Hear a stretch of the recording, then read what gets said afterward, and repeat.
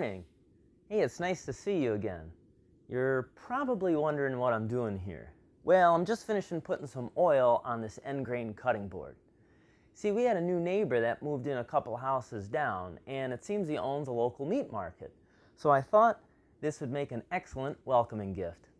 I came up with the idea the other day when I was surfing the internet, and I came across this beautiful end grain teak cutting board. I thought, wow, that'd be the perfect gift for our new neighbor. End grain cutting boards are trickier to build than a flat grain cutting board, but the end grain reportedly has the advantage of being easier on the knife edges. Here, let me show you the difference. On any board, you have 3 different grain configurations. There's the face grain, the edge grain, and the end grain.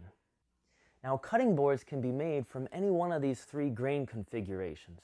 However, the advantage of end grain is it shows fewer scratches because the fibers actually cushion the knife blow, thereby keeping your knife edge sharper longer. Now that I've explained why I'm making an end grain cutting board, let me show you how I did it. Now, cutting boards can be made from almost any wood, but I'm using teak. Teak is a wood that is naturally high in oil resins. It gives the ability to repel moisture, resist warping, and it just looks amazing. Now, you can get teak at your local sawmill, or you can purchase it online. Now, for this cutting board, well, I want to create a brick pattern to it. What that means is I'll have one row with 4 whole pieces, and then the next row will have 3 whole pieces and 2 halves. I've got 8 boards, approximately 18 inches in length, and I'm going to take one of them and rip it right in half on my table saw.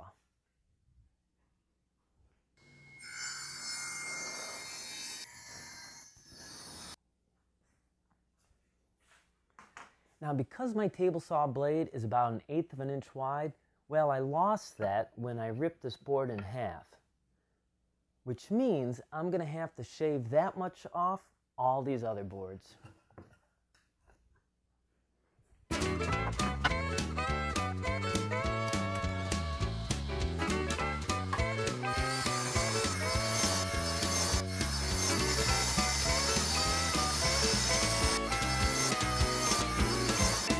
Now it's on my way to the joiner. It's important for me to use the joiner to square up the edges of these boards. Now I'm getting ready to glue these up lengthwise in sets of 4. I've got 4 full-size boards that will make up one set, and 3 full-size boards and 2 halves will make up the other set. Now, as I mentioned before, teak is an oily wood, and as a cutting board, this is going to get wiped down regularly with water. So I want to make sure I use a glue that can handle both.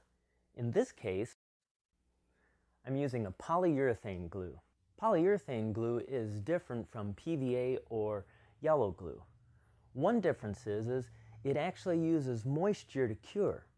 You'll actually see this. As it dries, the glue will expand. This is a chemical reaction caused by the moisture.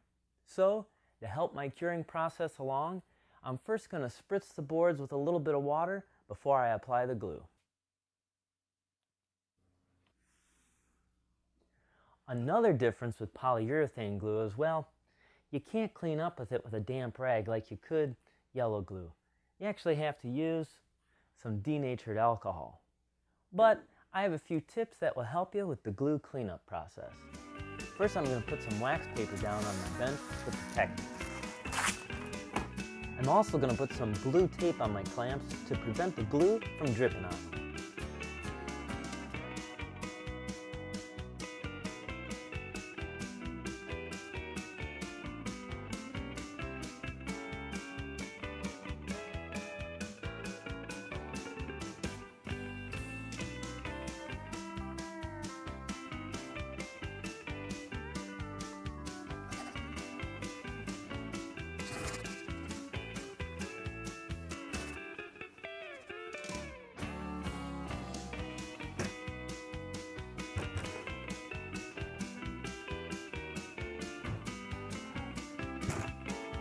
Now I'll set these aside and let them dry, and come back and check on them.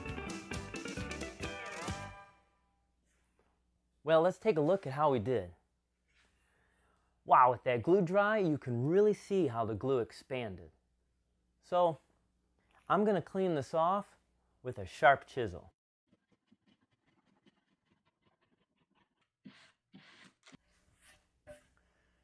With all the glue scraped off these, well, I need these boards to be perfectly flat for the next glue up procedure. So, I'm going to run them through the surface planer.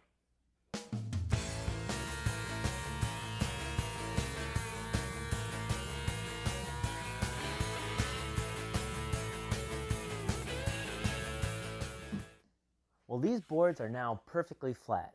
And if I was doing a face grain cutting board, well, these would be ready to go. But because I'm doing that end grain, this has just prepared it for the next step, which I'll do over on my table saw. So on my table saw, I have this sled. And I've also added this stop block because it's going to give me consistent and accurate cuts each and every time. I'll take each of these boards and I'll cross-cut them into multiple smaller pieces.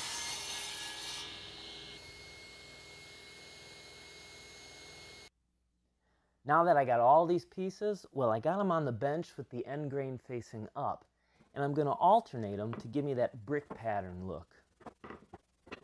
Once again, I'll glue and clamp these boards together using the same procedure that I did before.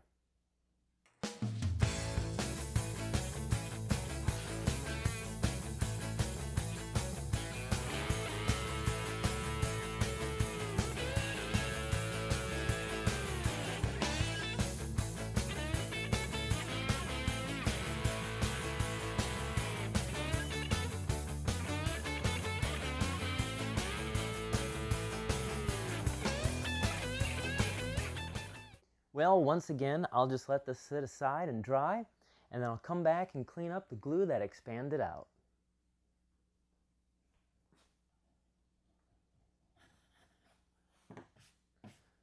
With the board out of the clamps, I just finished scraping off the excess glue. Now, this board feels pretty flat, but there are a couple of high spots in it. Now, you might be tempted to run it back through the surface planer again, but don't. Trust me. Because of the short end grain, it could break apart in the planer, thereby damaging the cutting board, your planer, and even possibly injuring you. So, my method to flatten this, I'm going to use my belt sander. I made this jig to hold the cutting board. It's just a simple piece of plywood with some scrap hardwood that's screwed down to it. Now I'll use my belt sander with a 36 course belt and carefully sand down the high spots.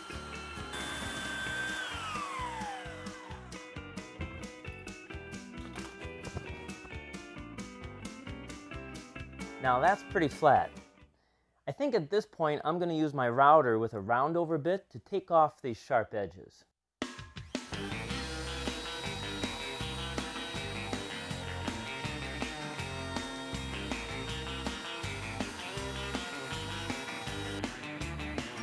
Now I'll use my orbital sander to remove all the coarse scratch marks and work through a series of grits until I achieve a smooth finish.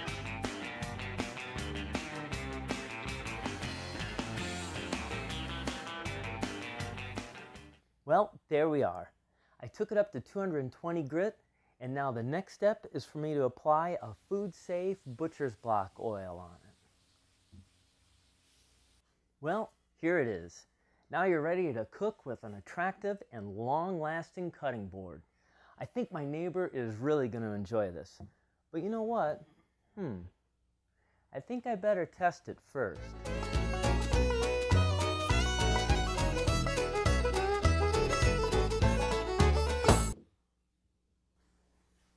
Hey, thanks for joining us. Come back next time, see what's going on in our neighborhood.